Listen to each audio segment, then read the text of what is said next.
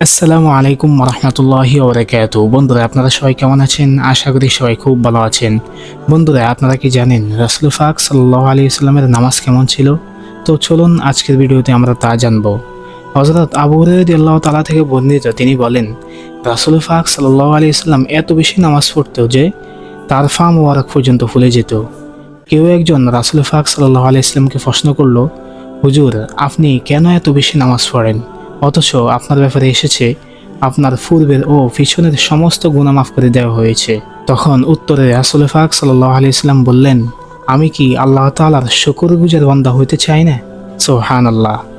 বন্ধুরা, রাসূল পাক সাল্লাল্লাহু আলাইহি ওয়াসাল্লাম নিষ্পাপ হওয়া সত্ত্বেও তিনি এত বেশি নামাজ পড়তেন যে তার পা মোবারক পর্যন্ত ফুলে যেত। আর আমাদের প্রত্যেকটা সেকেন্ডে এবং প্রত্যেকটা মিনিটে গুনাহ হয়, আর আমরা নামাজ পড়ি না। আফসোস। নিশ্চয়ই নামাজ পড়ার মাধ্যমে গুনাহ মাফ হয় এবং শুকরিয়া আদায় হয়। তো বন্ধুরা, আমরা সবাই 5 ওয়াক্ত নামাজ তো পড়বো, পাশাপাশি আমরা নফল নামাজগুলোও পড়বো, কারণ এর মাধ্যমে আপনার গুনাহ মাফ হবে এবং আপনার শুকরিয়া আদায় হবে। তো বন্ধুরা, এই ভিডিওটি অন্যকেও শেয়ার করে দিয়ে তাকে এই বিষয়টি জানার সুযোগ করে দেন। এমন ইসলামিক ভিডিও পেতে আমাদের চ্যানেলটিকে সাবস্ক্রাইব করে রাখুন। তো দেখাবো অন্য কোনো ভিডিওতে। আল্লাহ হাফেজ। আসসালামু আলাইকুম রহমতুল্লাহ।